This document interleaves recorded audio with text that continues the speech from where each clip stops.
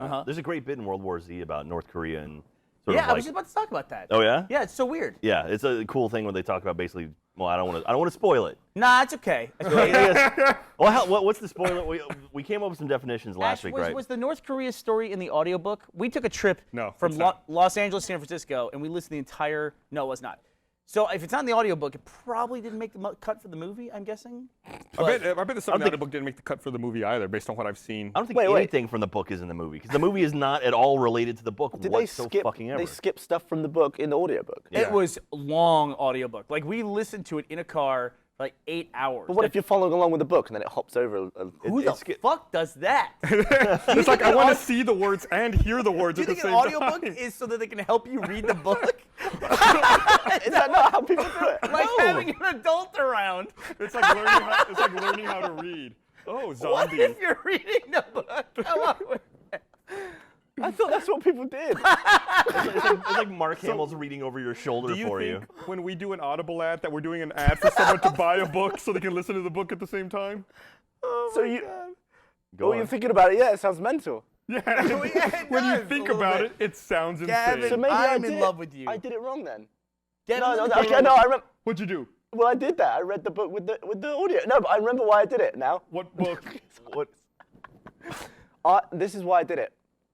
I had the American version of Harry Potter, and I was listening to the British version because I wanted to see the differences as I was reading it. Could you tell the difference between the color spelled with a U and without a U?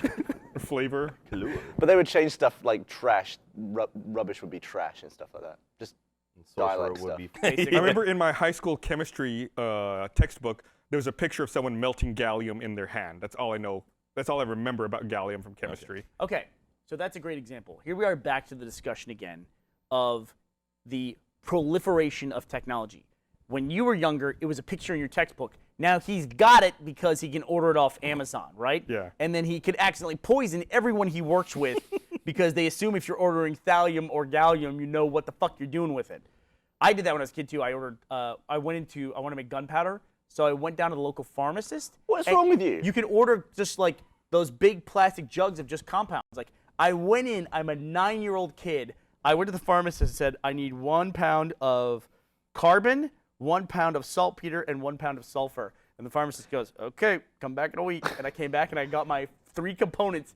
All they can be used to make is gunpowder. And he had 3 pounds of gunpowder as a 9-year-old child. So if you added a few more, like 6-inch fuse and earmuffs, do you think he would have been like, yeah? I need a map to the Capitol. All right. So it takes a little while. Oh, sorry, I didn't give any warning. Google or Gavin, which one said it? Let's find out. Hey! I'm feeling lucky. All right, so let's play Gavin or Google. This is the game where we discovered 2 things on the podcast. We discovered that Mr. Gavin Free likes to ask brilliantly stupid questions, and we also discovered that Google will auto-complete with the most popular answers that are asked to Google, and those often are very frightening what the average person asks Google. So Yes, let's play congratulate you on your win already. Gavin or Google. And what'll happen is I'll give a phrase. It's usually a 3 or 4 word phrase, and then I will give 2 auto-completes. One came from Gavin, one came from Google. Gus and Jack will have to figure out which is which, Gavin or Google. I'm going to try and not laugh. I'm 0 for 2 in Gavin or Google. All right, are you ready? You do, Jack. Gus, are you ready? I'm ready. Are you ready, Jack? I am ready. Okay. Gosh, I have 4 this week in case there's a tiebreaker. Why would we need a tiebreaker for 3? Well, if we tied, You tied, pick the so same just in thing. case there's a tiebreaker. Because you guys can both get the right answer, and one of them. Did you just ask how can you tie? You've tied like 4 It's times. a stupid question in retrospect. All right, the first phrase in Gavin or Google is, can you ever be? Can you ever be? Can you ever be? 1, Gavin or Google said, can you ever be just whelmed? What? Just whelmed. As opposed to overwhelmed. Or underwhelmed. Okay. Can you be just whelmed? Can you be just I already know this one. I whelmed? already know this one. And then the other person or computer wanted to know, can you ever be too fast for your own legs? Oh, that's pretty good, too. Which one is Oh, Gavin man. or which one is Google? Gus, I'll let you have the first one. I'll say Gus is defending champion. just whelmed is Gavin. I'm agreeing with Gus on this one. And the too fast for your own legs was Google? Yeah. Yes. You are both incorrect. Oh, shit. People wanted to know on Google, can you ever be just whelmed? I'm whelmed. So- I'm not underwhelmed. I'm not overwhelmed. Can you? This one was, does the moon, the phrase has to Oh no. contain, or the whole question has to contain Science the phrase, portion of our podcast. does the moon? Does the moon? And one of either Gavin or Google said, does the moon ever lose any of its dust? Okay. All right. And the other one wanted to know, why does the moon always make me tired? I'm gonna say the dust one is Gavin. I'm gonna say the tired one is Gavin. You say the tired one is Gavin. Jack, you're in the lead. That was the second most popular choice for why does the moon. People want to know why the moon makes them tired. Let me see here. Okay, so the last one is I'm trying to decide if I want to do the tiebreaker or do the other one. Well, maybe you guys get lucky and we'll have to do both of them. All right. Is it possible? Was the phrase that I gave to both Gavin or Google. Is it possible? One of them wanted to know, is it possible to get a tan on your eyes? The other wanted to know, is it possible for a man to get pregnant? I'm gonna say. Shit. Those are both so fucking Shit. stupid. I'm gonna say. Fuck. The pregnancy one is Gavin. Man, What do you say? I want to say pregnancy's Gavin, but I don't think that's. I'm gonna go with tan on eyes. Is what? Is Gavin? Jack wins 2-0. Hey. Why do I ask if a man could get pregnant? Why do you ask any of the shit Why you do you get ask? eyeballs and get tan? I just want to say, did you know that was the second most popular question asked? And some variation of can a man get pregnant was 3 of the top 8. Jesus. That people want to know if a man could get pregnant. I on thought my Google. question was decent. Holy Everything else, shit. the pigment color changes, doesn't it? Do you have eye pigment? Have you ever seen someone with tan eyes? I don't know. I've never seen someone who stares into the sun for a long time. Touche, Gavin. He got you. And you would know He because got they would you. have a tan on their eyeballs. Some You people imagine have. if you had like really small sunglasses that just fit over your like pupils, so you could like tan your eyes and look at the sun. Like totally pitch black contact lenses that bounce all the UV rays, so you could just lay there with your eyes open. I bet it would happen. White stuff fades in the sun. Fades to what? Yellow. Does white fade to yellow? Yeah. You ever had like a white poster and the sun goes on So- it for like 3 years? I would say it yellow. It's not that it fades to yellow. What is a fade? Fade implies going to white or to black. What? What? So you can only fade to black or white? Yeah, right? You're either removing color, you're either removing pigment, Fade or to you're color. removing light. You fade to color. You can. That's a thing. You fade to color. Like what? Like red turns to blue? Christ. No, I'm asking. I don't understand what You you're can saying. fade like. No, he's talking about like if you. Have So to, if like, you lay a out in the stop- sun to get darker, why don't they call it fading? No, like. Why do they call it tanning? Man, I got I- faded. As sad as it And is, what happens when your tan goes away? I do It's understand what fading. he's saying. Like, if you have a sign out in the sun for like a decade, Yeah. that like the red, the sharpness of the red will eventually fade to what? a wider version of the red. Though. Or a That's darker what you're one. thinking. No, That's no, wait. Yeah, white or black. But cream goes brown. All right, we gotta get off this. We're gonna get off this. All right, All right, fog that of was the Gavin or world. Google. Congratulations to our reigning champion, Mr. Jack Patillo with 2 L's. Well done. I had an interesting experience when I was in Vegas this last weekend. You went to Vegas. I'm so jealous.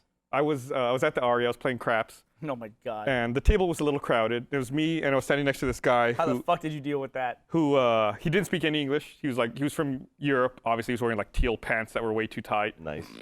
And so we're Love craps table. Could have been from Portland. we're anytime someone talked to him, he's like, no English.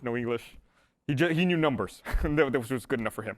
So like we're sitting there playing craps, and this kind of thuggish Mexican guy like squeezes in between us and starts playing. Uh-oh. Like, all right, fine. We're playing. And then like 2 of his friends join in, and they also squeeze in. There's no room for them. I'm like, fine. I'll move over. I'll give you some space. And I Gus says it like he had any choice. yeah, I had no choice. These were like You know what? I decided I'm gonna give you guys some space. Well, allow me to move over. These were like- instead of going like this. that's what it was like. It was like face tattoo style, you know. Your hands were on your chips at all times. Yeah. weren't they? So Okay. I move over a little bit. They're obviously a little drunk. The waitress comes by to ask if anybody wants drinks, and all 3 of them order like Patron margaritas. There you go. The waitress takes everyone's drinks orders, and she leaves. And then she comes back to give everyone their drinks. She gives everyone their drinks. And then she's going to walk away, and the guy immediately to my right goes, "Excuse me, miss, can I ask you a question?" To the waitress. I'm like, "Oh, this is gonna be good." Wait, are you talking about the guy who was there before or the Mexican dude? The Mexican dudes. Okay. And they're like, excuse me, miss, can I ask you a question? I'm like, this is gonna be good. So the waitress comes over, and they're like, and she's like, yes, can I help you? And he's like, why have an attitude? Oh, no. I'm like, oh my God. Oh, no. Really? And the waitress is like, excuse me? He goes, why have an attitude? What's wrong with you? You don't like us? She's like, no, I don't have an attitude. And she walks off. Like, okay, thank God. That could have gone way worse. Yeah, yeah. For that guy. Yeah, and then she comes back. Aye. And she goes, you know what? You really pissed me off. I didn't have an attitude before. I'm going to have a fucking attitude now. Here we go. So I was like, oh, shit. This So I is was like, Aria? yeah, I was like, I just colored up. I was like, I'm out. I'm leaving. I walked away. I was like, I do not want to be part of this. Oh, dude, that's Yeah. when you just hold on to your chips and be like, all right, this is gonna be fun. No, I was like, all my money's you right made the here. Move, dude. You made the right Yeah, move. no, you I gotta- was like, she's going to get someone. Like, this is going to be bad. Oh, that's gonna be And then, awesome. like, the Mexican guy standing with the other Mexican, like, I don't have the face Okay, I tattoos. guess. I'm like, Yeah. I don't know these guys. They just think you're the bitch, basically. It's what they'll think. Like,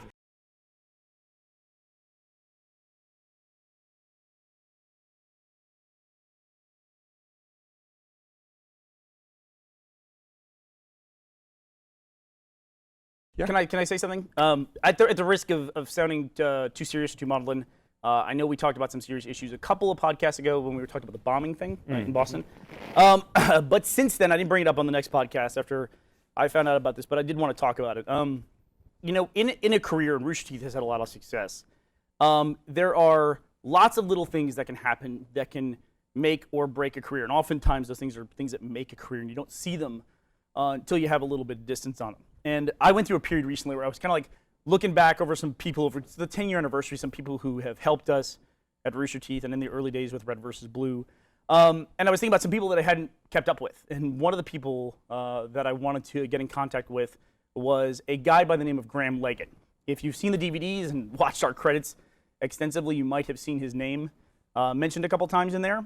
He was the film director of the Film Society at the Lincoln Center in New York. He is the person who decided to program the premiere of season 2 at the very prestigious Lincoln Center in the heart of Manhattan in New York. It was a great honor to have that done. And unfortunately, I learned when I looked him up, I found out that he had passed away 2 years ago. And that was a hard thing to realize, that someone who had been so influential to us, even with a small decision like that on his part, that I just hadn't kept up with him. And I went to Gus and I went to Joel and Matt and everybody else and Jeff and talked to him about Graham passing away. And just so to give you a little bit of perspective on how important he was, even for just a short window of time at our company, is like Gavin went to the screening at the Lincoln Center. It was the first event that we ever met you in person. Yep, it's true. So even in that regard, it's like the influence that he had over it. He left the Lincoln Center Film Society and he moved to San Francisco. And was the head of the Film Society in San Francisco. On his death, he died of cancer. And I thought he was a writer himself, and I thought it would be great to let you hear some words of his own on life and what it means. He wrote, "Ha ha ha, Jesus, there's a lot of little funny things," he wrote recently as he was dying of cancer.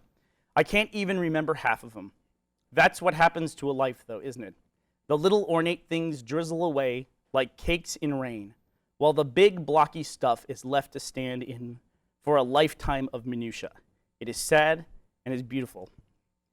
I don't think that Graham would have thought a lot about Red versus Blue. It's probably just one of many films that he programmed over the years. I don't think he would have thought a lot about it when he was on his deathbed or at the end of his life. I think we were probably one of the pieces of minutia that probably washed away in life, but that's what life is all about. But Graham, you were a pillar to us. Graham Leggett was 51. Yeah. Big thanks to Graham. He was a big influence, big help to us early on. Thank you, Graham. So thanks.